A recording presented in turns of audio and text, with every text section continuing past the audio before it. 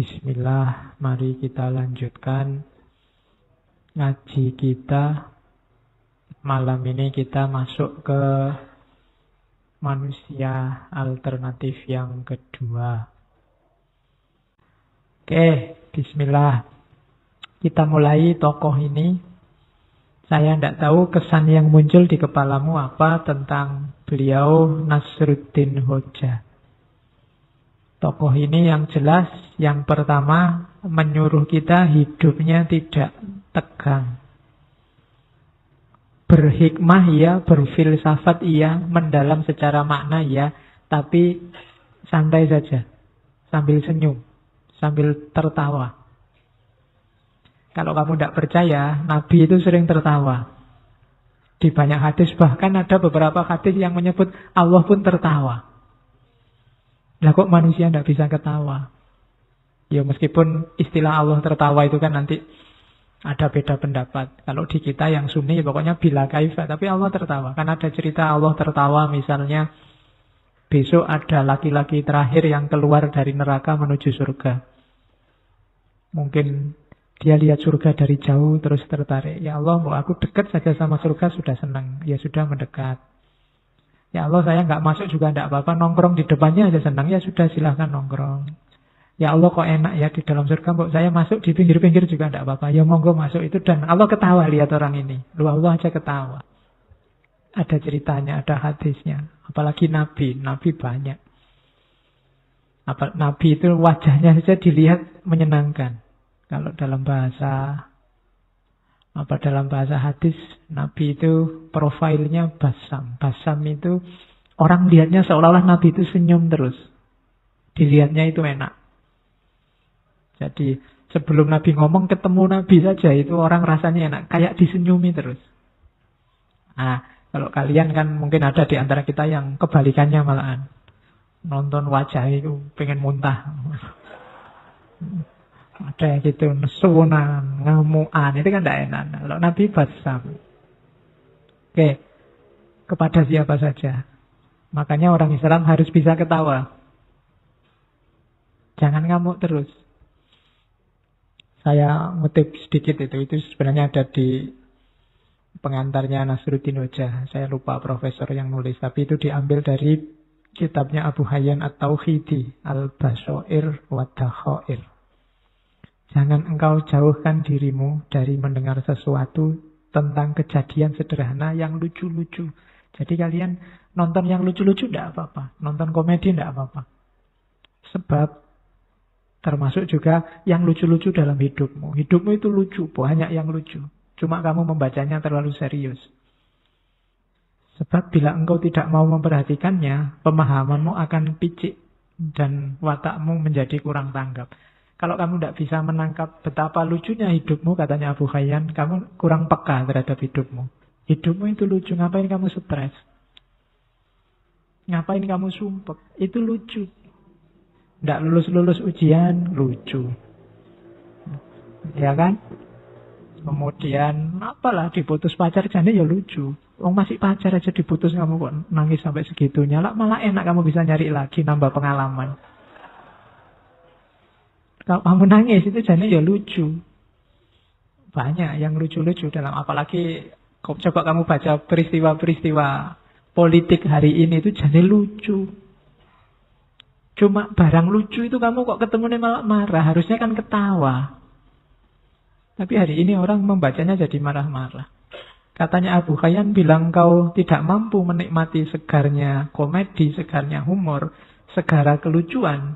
Awan kelabu kehidupan yang serius bahkan menghancurkan dirimu. Wah, susah.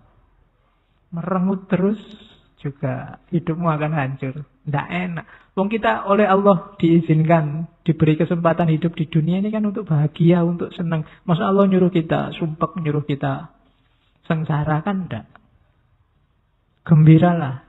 Hidup ini menggembirakan.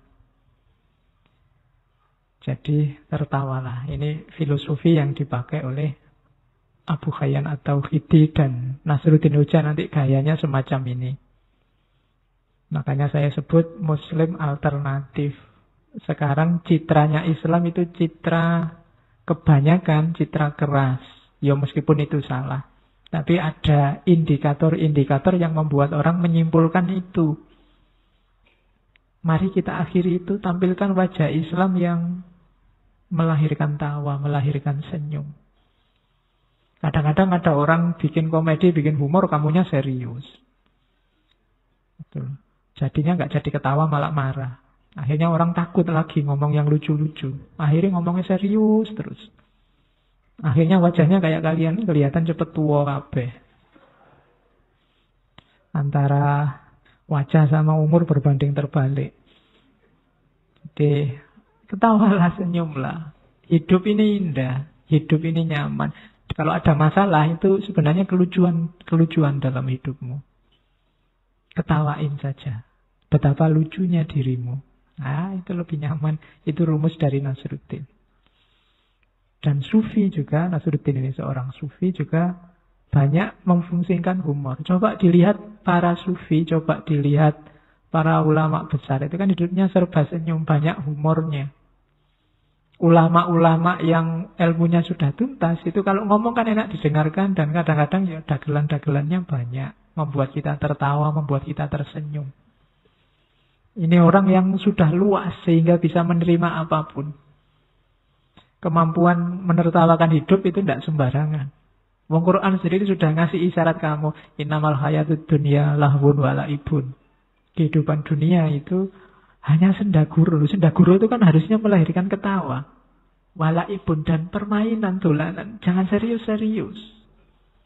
Kan sudah dibilang gitu. Cuma kita tertipu. Wong ini cuma senda guru kok kita serius. Sampai tawuran, sampai pukul-pukulan, bunuh-bunuhan. Salah rumus berarti hidup kita. Ayo pakai rumus yang benar. Kalau permainan, ya posisikan sebagai permainan. Kalau senda gurau, posisikan sebagai senda gurau.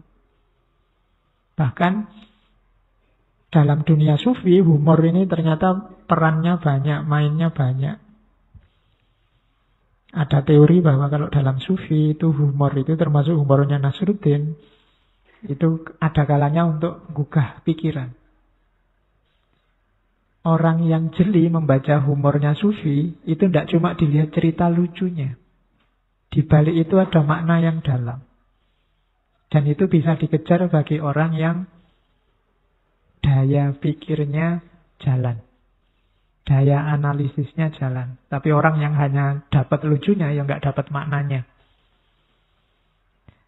Kayak para wali zaman dulu, ketika menyampaikan ajaran Islam, itu kan pakai media budaya. Pakai wayang, pakai model baju, pakai punokawan yang suka ndagel. Itu kan media humor. Kalau para wali yang dalang, meskipun punokawan, meskipun ada semar bagongnya, ada limbuannya mungkin, tapi lucunya pasti ada maknanya. Nggak tahu maknanya pun nggak apa-apa, kamu dapat ketawanya, tapi kurang dalam.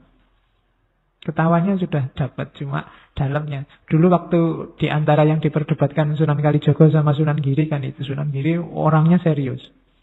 Kalau Sunan Kalijogo maunya, ya sudah kita ambil pelan-pelan. Dan nanti kalau umat tersesat, enggak kalau tersesat. Wong ini, umat Islam ini kan akalnya jalan. Lama-lama mereka juga ngerti rahasianya. Lama-lama juga mereka bisa belajar sendiri, tahu yang benar. Sekarang biar mereka tertarik dulu lah pakai media-media budaya. Termasuk pakai humor. Kalau ada ustadz atau ulama atau kiai ceramah yang tidak ada humornya sama sekali kan, ya paling kamu ngantuk, paling hadir sekali 2 kali, besok nyari alasan kalau diajak. Penariknya kurang. Pemicu berpikirnya kurang. Maka fungsinya humor dalam sufi yang pertama itu. Yang kedua, motivasi diri dan introspeksi diri. Orang disindir tapi dengan humor, itu ya merasa tersindir tapi tidak tersinggung. Biasanya begitu. Ya nanti ada contoh banyak di belakang. Karena cerita Nasruddin itu ya cerita anekdot-anekdot. Jadi orang jadinya jangan-jangan aku. Tapi kalau ditunjuk langsung hidung, itu biasanya orang tersinggung meskipun dia ngerti kalau dia salah. Maka penting kamu belajar tekniknya humor. Kapan-kapan kita belajar filsafat humor ya. Banyak filosof yang punya teori tentang humor. Ada yang anti, ada yang pro. Orang serius kayak Plato itu agak anti humor. Wongnya serius masalahnya. Tapi kayak Diogenes kemarin, ya hidupnya itu ndagel. Mulai lahir sampai tua itu isinya ndagel. Kabeh gayane ndagel. Tapi ndagelnya kan ndak asal. Ada maknanya. Jadi humor membuat orang sadar. Sehingga termotivasi atau introspeksi.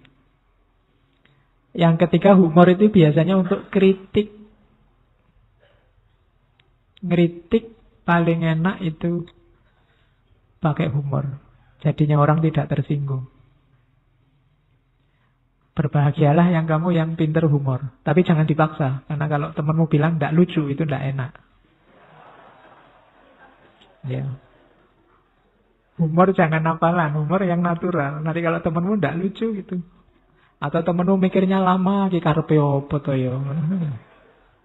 Tidak jadi humor. Mengalir saja. Nanti lucu-lucu sendiri kok. Kan saya bilang hidupmu itu banyak lucunya. Kamu ceritakan apa adanya itu sudah lucu. Ya cobaan kamu jujurlah dengan dirimu sendiri. Ceritalah tentang dirimu belak-belakan 100%. Jangan ditutup-tutupi. Mesti banyak aspek lucunya. Kamu mengalarm jam berapa, bangun jam berapa, dan seterusnya. Itu kan lucu kadang-kadang. Buat alarm-alarm dewe. Alarmnya bunyi kamu matiin sendiri. Pagi-pagi marah-marah sendiri, itu kan lucu. Oke. Yang terakhir dakwah. Ya. Kalau dalam Islam, apapun yang kamu lakukan harus bernilai dakwah. Apa sih dakwah itu? Yang mendorong orang melakukan kebaikan, itu dakwah. Bisa lewat kata-kata, bisa lewat tindakan. Setiap muslim punya tanggung jawab dakwah. Dakwah tidak sama dengan ceramah.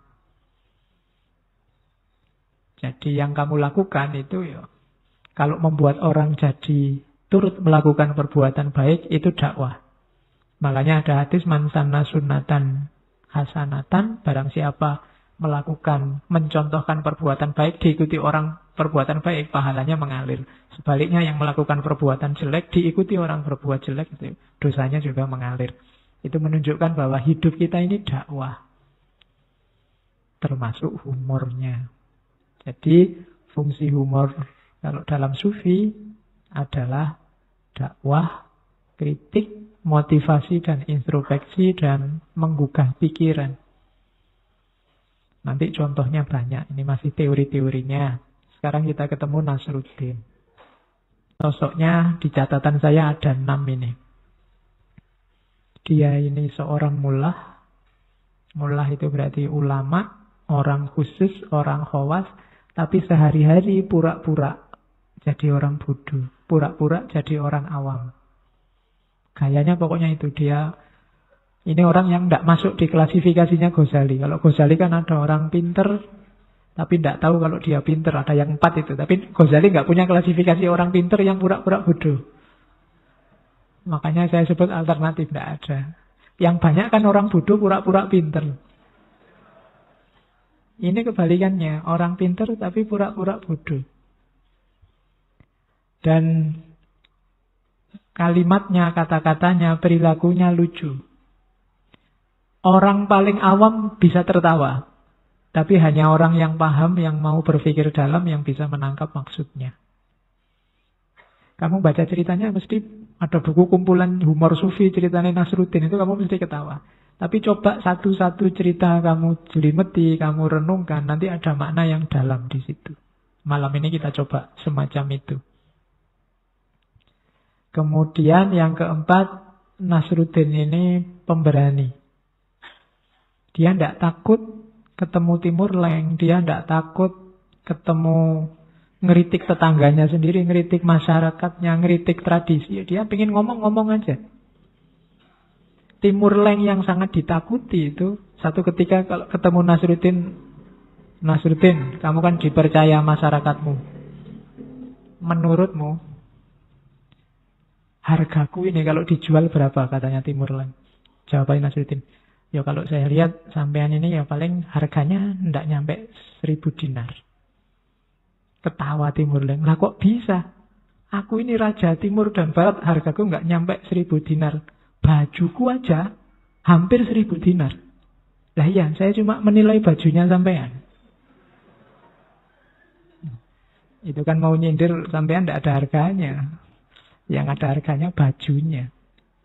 Oh itu kamu ngomong kayak gini di depan presiden, bisa wassalam.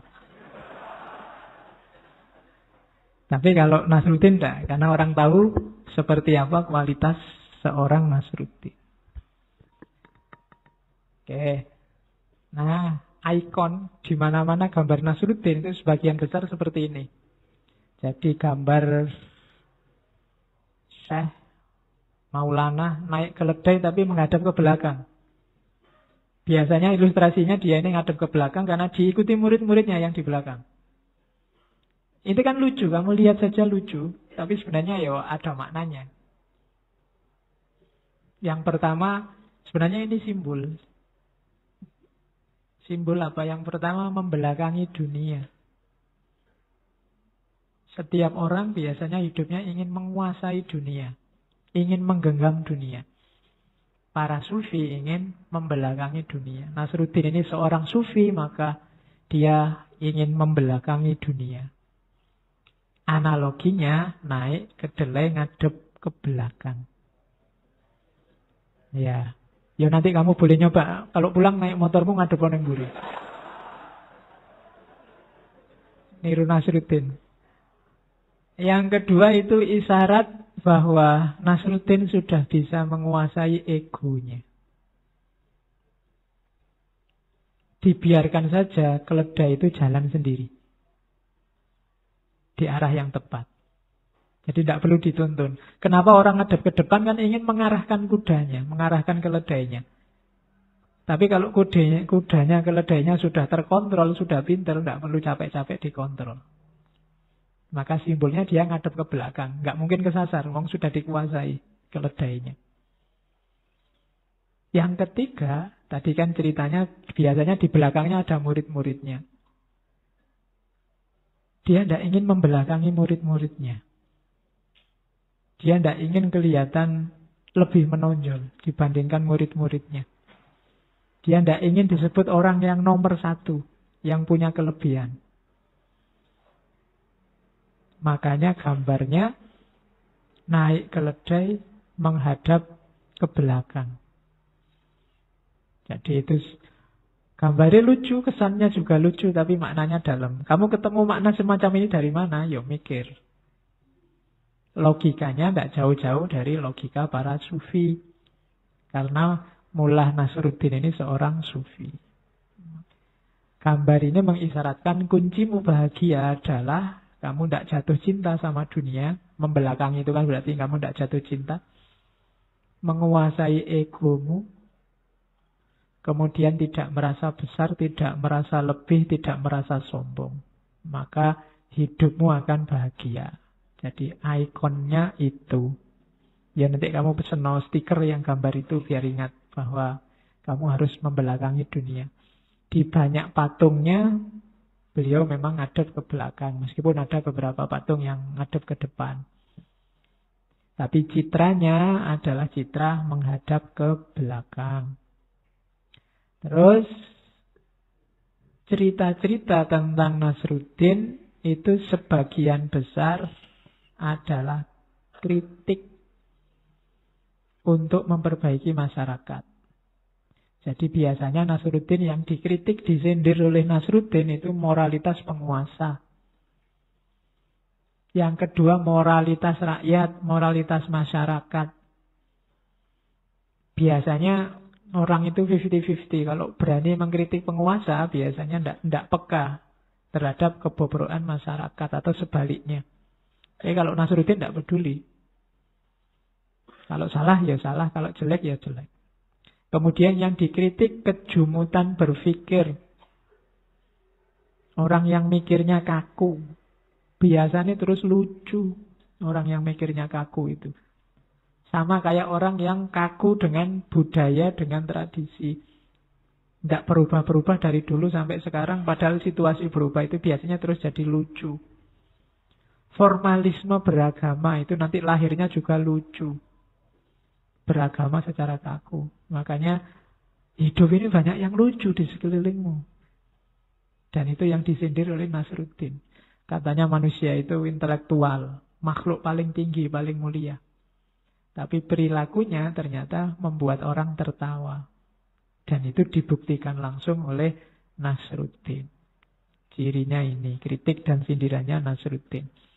Nah, kalau ingin jadi Nasruddin, bangun worldview 1, 2, 3, 4, 5, 6.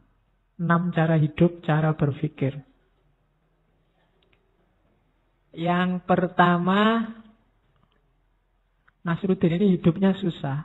Sering ketemu kemalangan, kesulitan.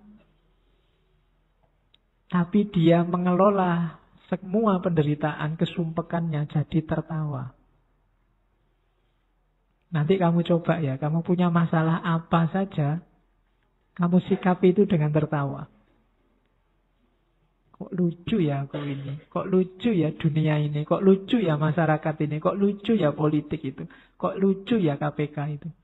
Misalnya ada koruptor ketangkap, dada-dada sambil ketawa itu kan, oh itu. Iya, koruptor ternyata gayanya wis kaya Nasruddin. Wong dapat masalah besar, penjara menanti masih bisa dada-dada dan ketawa. Oh itu kan kamu ketawakan juga kan ketawanya mereka, itu gaya Nasruddin. Kamu ada masalah apapun tertawa. Misalnya kamu nonton TV, nonton artis, kok cakep-cakep ya.